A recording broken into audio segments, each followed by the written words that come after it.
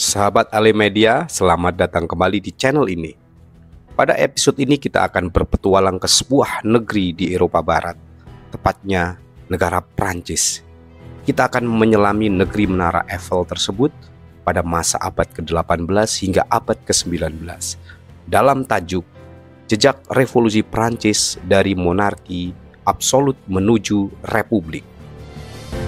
Sebelum dilanjutkan, jangan lupa buka mata, buka telinga, buka pikiran, subscribe Ale Media, jelajahi dunia. Revolusi Prancis berlangsung pada tahun 1789 hingga 1799. Revolusi ini periode penting dalam sejarah Prancis yang mengubah tatanan sosial, politik, dan ekonomi negara tersebut secara drastis. Sistem pemerintahan Prancis mengalami perubahan besar selama Revolusi Prancis, dan berbagai bentuk pemerintahan muncul sepanjang periode ini. Berikut adalah beberapa tahapan penting dalam Revolusi Prancis. Ancient Regime. Sebelum Revolusi Prancis dimulai, Prancis diperintah oleh monarki absolut yang merupakan sistem pemerintahan yang berpusat pada raja. Raja memiliki kekuasaan mutlak dan tidak ada sistem perwakilan rakyat. Kekuasaan raja dibatasi oleh aristokrasi dan gereja. Sistem pemerintahan monarki absolut mempengaruhi sistem sosial dan masyarakat Prancis pada abad ke-18. Pada periode itu, kerajaan Prancis dipimpin oleh Raja Louis ke-16. Raja Louis memimpin Prancis dari tahun 1774 hingga tahun 1792. Ia mewarisi tahta dari generasi sebelumnya. Istrinya bernama Marie Antoinette, dan mereka memiliki 4 anak. Marie Therese Charlotte, atau yang dikenal juga sebagai Madame Royal, Louis Joseph Xavier Francois, Louis Charles, atau terkenal dengan Louis ke-17, kemudian Sophie Helena Beatrix. Sistem sosial. Sistem sosial pada masyarakat Prancis waktu itu terbagi dalam 3 kasta, yaitu meliputi bangsawan atau noble. Kelas bangsawan ini terdiri dari orang-orang aristokrat yang memiliki banyak hak istimewa dan kekayaan. Mereka mendominasi politik dan menolak rencana untuk membayar pajak tambahan. Kelompok yang kedua yaitu rohaniawan atau clergy. Kelas rohaniawan terdiri dari para imam dan anggota gereja. Mereka juga memiliki hak istimewa dan sejumlah besar tanah. Beberapa anggota rohaniawan mendukung reformasi. Rakyat biasa atau commoners. Kelas rakyat biasa terdiri dari beragam lapisan masyarakat, termasuk pekerja, petani, dan warga kota. Mereka merasa tidak diwakili secara adil dalam sistem yang ada dan menuntut perubahan. Revolusi Prancis disokong oleh aktor-aktor. Selain kelompok 3 tadi, juga kelompok masyarakat lain. Bourgeois. Kelas menengah Prancis terdiri dari pedagang, profesional, dan pemilik tanah yang tidak puas dengan monarki absolut dan menginginkan perubahan politik. Kelompok berikutnya adalah sans-culottes, kelas pekerja kota yang merupakan bagian penting dari gerakan revolusi. Mereka seringkali memprotes harga yang tinggi dan tuntutan politik. Kelompok Jacobin, sebuah kelompok politik radikal yang memainkan peran penting dalam tahap-tahap awal Revolusi Prancis. Tokoh-tokoh seperti Maximilien Robespierre adalah anggota kelompok ini. Kelompok Montagnat, kelompok politik di Konvensi Nasional Prancis yang dipimpin oleh Jacobin dan mendukung Republik, serta mengambil langkah-langkah radikal dalam revolusi. Kelompok Girondin, kelompok politik moderat yang juga aktif selama revolusi, tetapi akhirnya dihadapkan dalam kelompok Jacobin yang lebih radikal. Pemicu Revolusi Prancis. Revolusi Prancis yang dimulai pada tahun 1789 dipicu oleh sejumlah faktor ekonomi, sosial, dan politik. Di antaranya adalah kemiskinan, kelaparan, dan krisis finansial. Berikut adalah uraian tentang bagaimana ketiga faktor ini memainkan peran penting dalam memicu revolusi Prancis. Kemiskinan. Pada abad ke-18, Prancis mengalami masalah kemiskinan yang luas di antara lapisan masyarakat yang lebih rendah, terutama para petani dan buruh kota. Mereka hidup dalam kondisi yang sulit, dengan upah yang rendah, beban pajak yang berat, dan akses terbatas terhadap sumber daya ekonomi. Sistem sosial dan pajak, ancient regime atau rezim lama, membuat ketidaksetaraan ekonomi semakin nyata. Bangsawan dan gereja dibebaskan dari pajak, sementara rakyat biasa dan borjuis mengalami tekanan pajak yang berat. Pemicu kedua yaitu kelaparan. Krisis pangan menjadi salah satu pemicu revolusi Prancis. Pada tahun 1780-an, Prancis mengalami serangkaian musim panas yang buruk dan musim panen yang gagal. Ini menyebabkan kelangkaan bahan makanan, seperti roti yang merupakan makanan dasar bagi sebagian besar penduduk Prancis. Harga makanan naik secara dramatis, sementara pendapatan rakyat biasa stagnan atau menurun. Kelaparan melanda kota-kota besar dan banyak orang mati karena kekurangan makanan. Pemicu ketiga, krisis finansial. Krisis finansial Prancis juga berperan penting. Negara Prancis telah menghabiskan banyak uang dalam perang-perang sebelumnya, termasuk Perang Revolusi Amerika.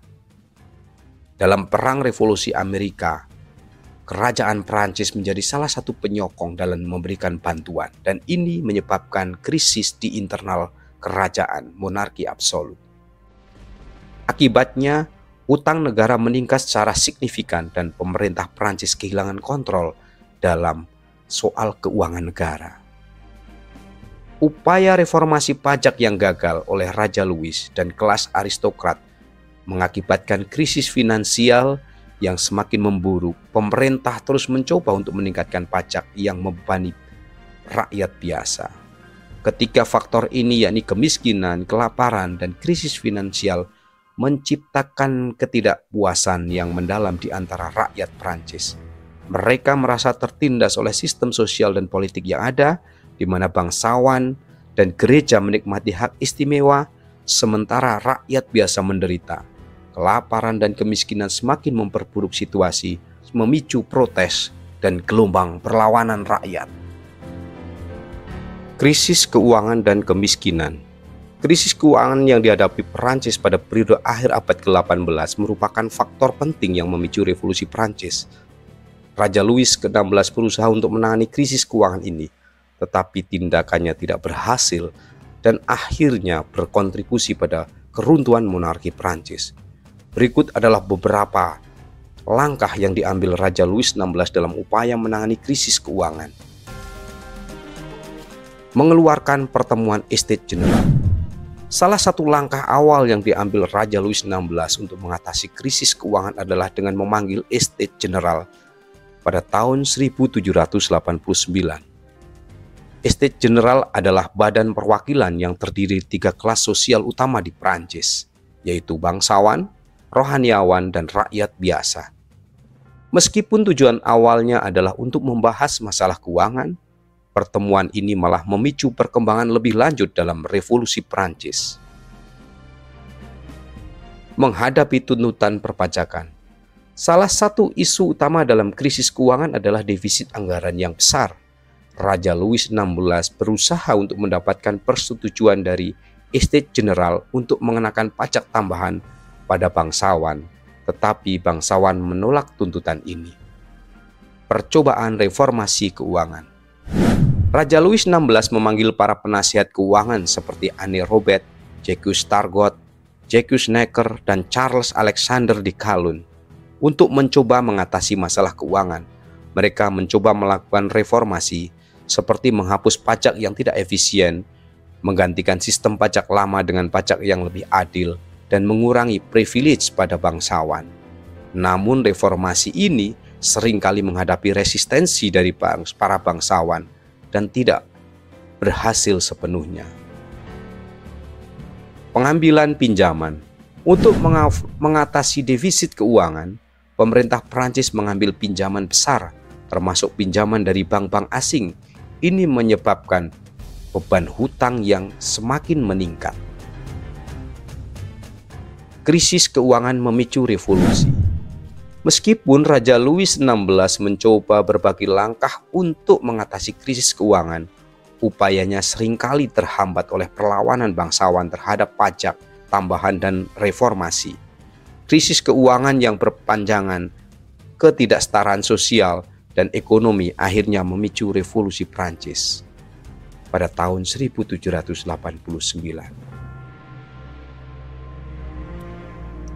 Pembentukan Majelis Nasional.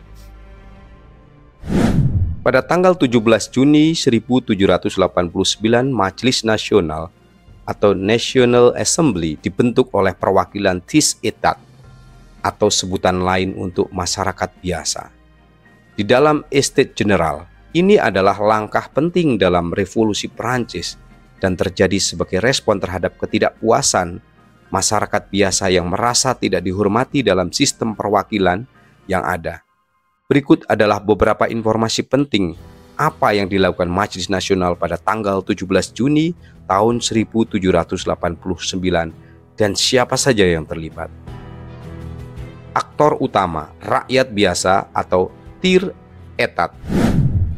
Kelas rakyat biasa terdiri dari beragam lapisan masyarakat Prancis, termasuk pekerja, petani, dan warga kota. Mereka merasa tidak diwakili secara adil dalam sistem perwakilan yang memberikan 2 suara kepada bangsawan dan rohaniawan, sementara hanya 1 suara diberikan kepada mereka. Para perwakilan Tiers État adalah aktor utama dalam pembentukan Majelis Nasional. Langkah-langkah pembentukan Majelis Nasional. Pada tanggal 17 Juni tahun 1789, perwakilan Tiers État bersatu dalam menyatakan diri sebagai Majelis Nasional. Langkah ini diambil setelah mereka dihalangi masuk ke dalam ruang pertemuan Estates General oleh Raja Louis XVI.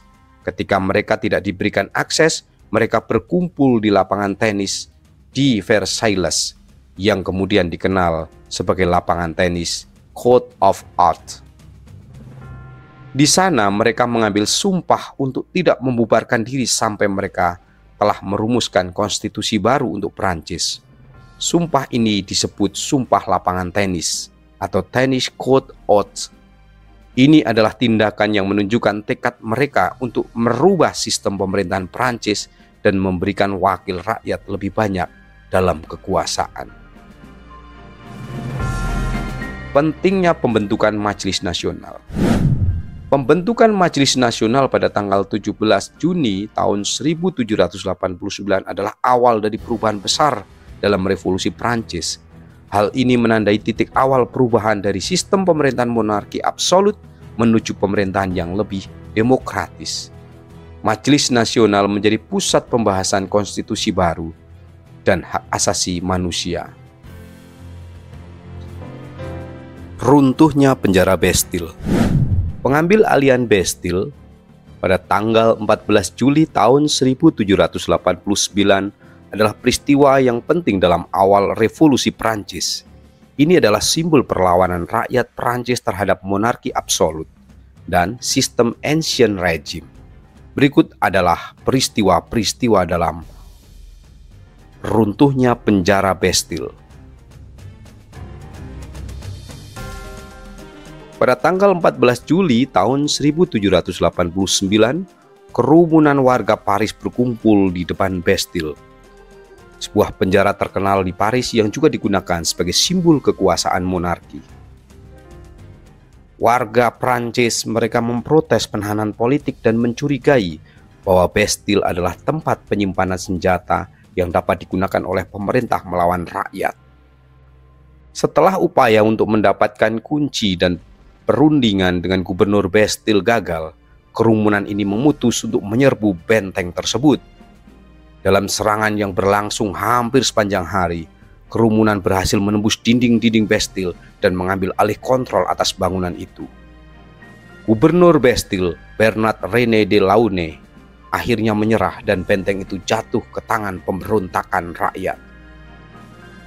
Dalam peristiwa tersebut dikenal dengan moto yang digunakan oleh warga Prancis, yaitu Liberté, Égalité, Fraternité. Liberté, égalité, fraternité. Liberté, égalité, fraternité. Liberté, égalité, fraternité. Liberté, égalité, fraternité. Liberté, égalité, fraternité. Liberté, égalité, fraternité. Liberté, égalité, fraternité. Yang berarti kebebasan, kesetaraan, persaudaraan. Simbol dan semboyan ini terus disampaikan oleh para warga Prancis karena mereka mengidamkan sebuah kebebasan, kesetaraan, dan persaudaraan sebagai perlawanan dan menjadi isu strategis dalam revolusi Prancis. Dalam peristiwa yang bersejarah itu, pengambil alihan Bastille menjatuhkan nyawa sekitar 100 orang tewas, termasuk beberapa tentara Gardes Françaises yang menyerah dan beberapa penjaga Bastille. Ini adalah tragedi yang terjadi selama peristiwa tersebut.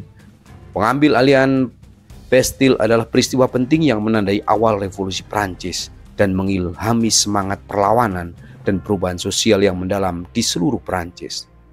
Tanggal 14 Juli ini kemudian dijadikan Hari Bastille atau biasa disebut Fête de la Fédération, yang kini dikenal sebagai Hari Nasional Prancis, Fête Nationale atau Hari Bastille, Bastille Day, yang dirayakan di seluruh Prancis setiap tahunnya. Setelah runtuhnya penjara Bastille, warga Prancis terus melakukan gerakan-gerakan pro-demokrasi. Pada tanggal 26 Agustus tahun 1789, warga Prancis mengeluarkan Deklarasi Hak Asasi Manusia dan Warga Negara, atau biasa disebut Declaration of the Right of Man and of the Citizen. Deklarasi Hak Asasi Manusia dan Warga Negara yang dikeluarkan oleh Majelis Nasional pada Agustus itu adalah sebuah dokumen yang sangat penting dalam sejarah Prancis dan hak asasi manusia. Ini adalah sebuah pernyataan prinsip-prinsip dasar yang menggarisbawahi hak-hak individu dan prinsip-prinsip demokratis. Berikut adalah poin-poin penting dari isi deklarasi tersebut. 1. Ketidaksetaraan dan hak asasi manusia. Deklarasi ini menyatakan bahwa semua manusia lahir bebas dan setara dalam hak-hak mereka. Ini mengikuti prinsip-prinsip pemikiran pencerahan yang menyatakan bahwa tidak ada ketidaksetaraan berdasarkan kelas sosial atau kelahiran. Kedua, hak asasi manusia universal. Deklarasi ini mengakui hak-hak asasi manusia sebagai hak universal yang harus diakui dan dihormati oleh setiap pemerintah. Ini berarti bahwa hak asasi manusia tidak tergantung pada negara atau agama tertentu. Ketiga, kebebasan dan hak-hak warga.